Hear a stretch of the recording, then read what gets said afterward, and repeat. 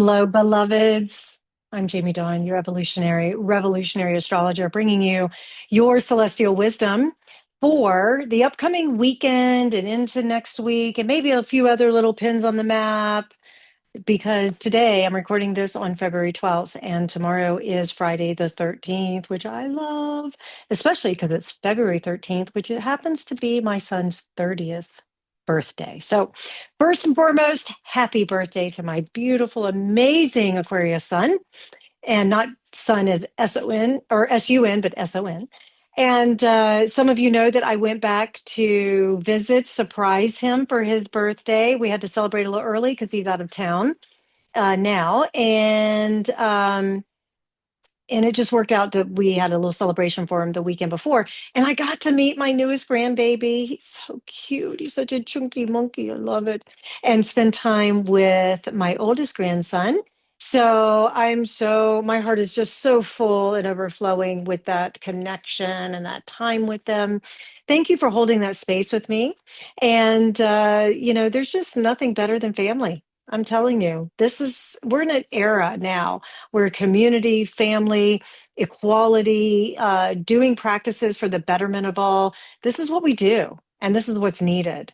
I'm going to talk about that a little bit more in this video because there's some pins on the map here that I'll give you. One, Mercury is going to be in shadow period before it retrogrades on the 26th of February. So pay attention to themes that are showing up this week in particular, this last week, because Mercury is going to retrograde all the way back to 8 degrees. Right now, when I'm recording this, it's at 10 degrees. So the last few days, it's been an 8 and 9. Certain themes have shown up.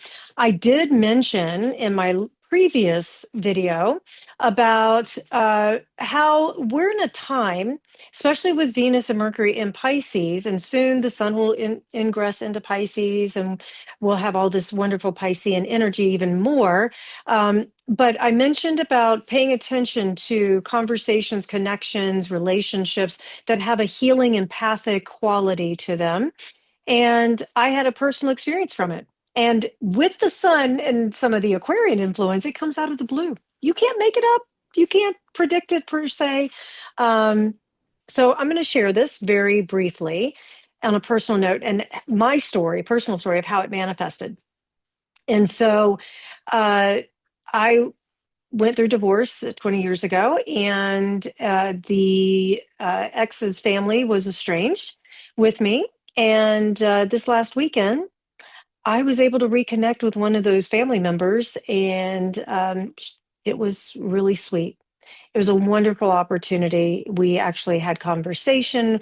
We could be in the same room together. And did it feel a little awkward? Probably for both of us initially. And then it softened. And I was reminded in the intentional practice group that I've been facilitating for the last 6 weeks.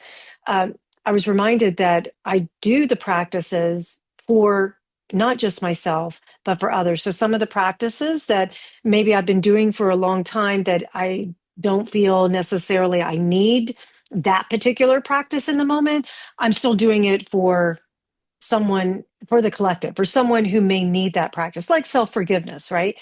But one of the practices that we introduced in this intentional practice group last week was the practice of the 4 surrenders. It's a Sufi practice. And I did the 4 surrenders before this party. And what it did is it allowed me to stay open, it allowed me to soften, it allowed me to let go of all the ideology, all the ideas, all the labels, all the stories that I had held on to. And I was able just to stay curious and open that I talk about doing so often. Um, yeah, and it worked because even if there had been resistance, even if there had been coldness or whatever, I still feel I would have shown up fully present and in the moment and soft and open and that sort of thing. And so it was just my heart is just so grateful. I'm so full and overflowing with the experience that I had and the opportunity. It gives me great hope that we can all heal from even something 20, 30 years ago. So I offer that hopefully as encouragement to all of you. So let's talk about the energetics and astrological pieces that are here for us. So we have a new moon coming up. First and foremost, though, I mentioned this in my previous video as well. Saturn, we have Neptune in Aries. Now Saturn is ingressing into Aries on Saturday, the 14th, Valentine's Day. I don't do the commercialized piece. The day that we mark as the day of love, but we know every day should be lovable. And but the significance is it comes right on the heels or right before a new moon in Aquarius. And then that on that new moon in Aquarius, we also have a fire horse year in Chinese astrology. So I want to talk about that. We have this new moon in Aquarius that is asking us. Now, remember, new moons are happening every month, setting intentions, that sort of thing. So we have an opportunity to get introspective for a second, check in. Is what I'm manifesting, what I'm focused on, is it really what I want to experience in this life? We're not saying good or bad. We're saying what experiences am I creating, right? So new moons are like thresholds. They're quiet, potent opportunities, moments where intention precedes form. This isn't about action per se, right? And with the sign of Aquarius, we're not asking ourselves things like, what do I want? What do I hope to manifest? It's really what wants to come through me, and what do I want to contribute to the collective, to the whole? Because Aquarius is a humanitarian sign by nature. It wants equality based on what's good for everybody. So it's a little bit different than Libra, but very complementary. Like Libra wants to keep peace. It's like, is everybody good? Are you okay? Everybody comfortable? With Aquarius, it's like, hey, this is what system needs to happen. This is what we need to do. I have this great idea. It's a fixed sign, so it gets very attached to its ideas. But this is what we need to do, and this is the system that would support manifesting that, and it's good for everybody. So I'm not going to implement this system if it's not good for everyone, right? I think Aquarius also gets a little bit misunderstood because we often associate it with detachment or aloofness, which is true to a certain extent. But really, Aquarius is very relational. It loves its friendships. I can tell you, my son and his friends love each other, and he loves having his friends included and all of that. And very relational. He loves his family. But the difference is that with it being an air sign, it's much less sentimental. It doesn't go into the, oh, I remember when. That's more Cancerian than nostalgia, right? It's not like, oh, so and so gave this to me. It's really about loyalty. It's about that passion, that attachment to the idea of camaraderie, you know, and how that it can influence the future. So the things that we're going to be looking at with this new moon are outdated structures or systems that no longer fit labels. You know, one of the things I love about the four surrenders practice is that one of the things, the surrenders that we let go of, is our labels or our station, the boxes that we have been put in, whether we did it or somebody else did. You know, something like mother, father, son, daughter, whatever, he, she, they, all of that. Those are labels that we use, and I'm not saying they're not necessary for identity, but the over identification of them, right? So we're liberating ourselves from those roles that no longer fit us if we feel constricted or suffocated. And so we're going to be looking at that now with this new moon, and then we're going to try and find solutions or innovative ways to create these new systems that maybe haven't been tried yet. And with the fire horse, right? You think about the horse galloping and how it has all this power and speed. And in the fiery sign, right? And then we've got Saturn moving into Aries as well. We've got this need for speed, if you will. So I feel like there's going to be a lot more intention around what actions can I take? Now, Saturn in Aries is going to temper the impulsivity, which is great. So it's going to be calculated risk, calculated intentions, actions, right? So it's like, let's just make a decision and we'll adjust along the way, as my mother likes to say, you know? And so we're looking at this not to create change for the sake of change, but there's a responsibility to what comes next from it, right? And so we're going to look at creating these changes, and then what's the responsibility that I need to have in order to implement and create and make this change for the greater good. So we are looking at things like courage and visibility, passion, and a real insistence for authenticity. One of the things I love so much about both of my kids, but my son really talks about it, is integrity. We're looking at integrity here. So where do I need to have more integrity in my life, right? So now and then you add in again the fire horse energy. This is for acceleration. This is about stamina. You can't drag around your old baggage. It just won't keep up. So surrender. And surrender in that letting go process doesn't mean necessarily that something ends. Like if you're surrendering your relationship, it doesn't mean it goes away. It just means you're surrendering the attachment to how you think this relationship should be. Or maybe it's a pattern within the relationship that no longer serves. Maybe you get triggered by something and you overreact to that trigger. Maybe that's the pattern that needs to change, where it's like, you know what? I'm not going to process what is my wound with my significant other. Maybe I will get a third party to process this with. One of the things that I've said, I may have said this on a video or a radio show or whatever, but when I first met my beloved, I said, look, one of the things I suffer from is anxiety, but I have the tools and I have the support to work with it. We're all human. We're all going to have our flaws, right? So, and he says to me, he goes, I'm ADHD, OCD, but never been diagnosed. I'm like, oh, yeah, you are. Right. But he knows how to work with it. And I know, knowing that trigger, I know not to intentionally push those buttons. Right. So, those are some patterns that we might be changing. I'll say personally, too, one of the patterns that I've changed over the years has been this judgment gene that I held on to, where it was like, okay, judging myself, maybe even judging others in a way that was harmful. It wasn't, it was condescending, or it was, I'm better than, or whatever. And I fully admit that is my shadow that I do not want to carry around. So continuing to let it go, let it go. And that's part of the work that I do, is creating a judgment-free zone. One of the things I love so much that my clients will say is that I do create a safe, inclusive, judgment-free space. And it's probably because I've worked so hard on not doing that to myself and to others. And I know the importance of that. So look at your patterns, look at these things in your life that you say, you know what, I've been doing that way too long, and it just is harmful to myself and to the greater good. So we're looking for clarity as well. So a lot of clarity may come from the upcoming year, but in particular, setting the intentions of this new moon. The other thing about setting intentions of this new moon, watch how it continues to unfold over the next 6 months to the full moon in Aquarius, because that's where things start to really shape up. Excuse me, the full moon in Leo. So that's where, no, it's Aquarius, sorry, mixing up. It's when the sun is in Leo and the moon is in Aquarius. So notice that pattern. Thanks for indulging me as I process this. Welcome to Mercury in Shadow. The other thing that we're going to be looking at is, are our actions, so when you're taking action, you're making decisions, do they line up with your values, your top 5, 10 values? Because if they do, you'll have no regrets, right? And remember, your values are your values, nobody else's. Because you're the one that has to live with it, right? You get to decide what's valuable or not.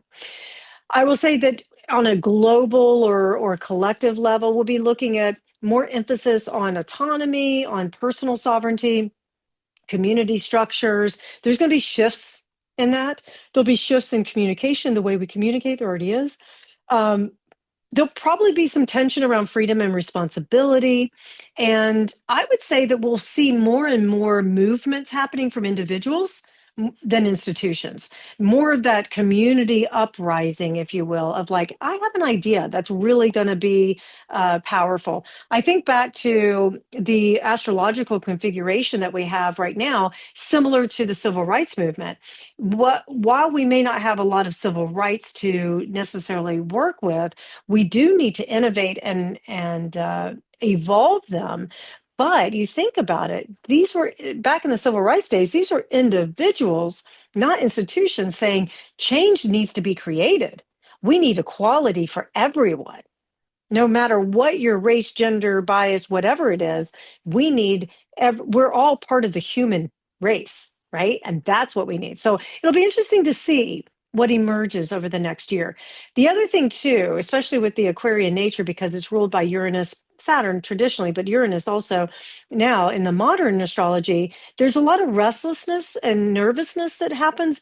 But I will say this, it probably won't be because of dissatisfaction. It will be because we're ready for growth. So I talk a lot about how growth and pain go together. They do. But really, the restlessness starts before the growth pain starts, right? So if you're feeling restless, use that as an opportunity to say, huh, there's a growth opportunity. There's growth is coming. Where am I going to grow? There's a desire to contribute meaningfully, right? Without losing our identity. We don't want to lose our individuality, if you will. We want to still remember we're all unique expressions of this one source. So we're going to be looking at ways in which we can contribute our unique expression of that. And then looking also at how do we continue to step out of the old paradigm, the old boxes, labels, that sort of thing. So look at it this way. If you need some prompting around the new moon, what am I ready to live more truthfully, more authentically? Where is that in my life, even if it sets me apart? Because here's the thing with that question that's so hard. We struggle, we want to belong, but yet we have to live our authentic truth. So finding our tribe. I can't tell you how many people I've talked to who are looking for their tribe still. It's like, I want deep, meaningful connection and I can't find it. Guess what? We have to shift our tribe. If you want deep, meaningful connection, put yourself in deep, meaningful situations, right? Go to the places that invite that kind of thing. And yes, we're going to have to test it. We're going to have to probably try it out a few times before it actually sticks. Don't lose faith and hope. What's a future version of myself? What kind of courage is being asked of me right now to manifest that future version of myself? I love writing a letter to myself on new moons. 10 years in the future, what's my 10-year future self saying? What does my 10-year, 20-year future self, if it was giving me advice, what would it say now? Um, so those are kind of things that we can do on this new moon. Another thing we can do is look at any sort of systems, habits, patterns, agreements, anything like that that doesn't support who we are becoming. And then how can I live individually and serve something bigger than me? And, I think about some of the conversations I've had with individuals over the last few months and how we don't necessarily want to go into martyrdom, but there is a bit of sacrifice involved. This is very Piscean, but there's a little bit of sacrifice involved when we are doing things to be of service, not in service. That's the martyrdom thing. To be of service to something greater than ourselves. Are we doing it out of devotion, or are we doing it out of our own personal agenda, looking for appreciation, looking for validation? If we're doing it because we're looking for something in return, we're going to be disappointed because our expectations are what gets disappointed. So the invitation here is to be able to say, what can I be of service to on a greater level that allows me to do it with devotion? I'll give a very kind of rough example, but going back to this last weekend at my son's party, is that all of his friends showed up and there was little kids running around, toddlers, all that sort of thing. Well, they have two pretty big dogs, and one of them's aging, a senior dog, and the dogs were put downstairs and corralled off and all that, but they get very anxious, and so they call me grandmommy, the babies do. But I call myself that. Anyways, but at one point, the dogs were just off the charts. I could feel their anxiety.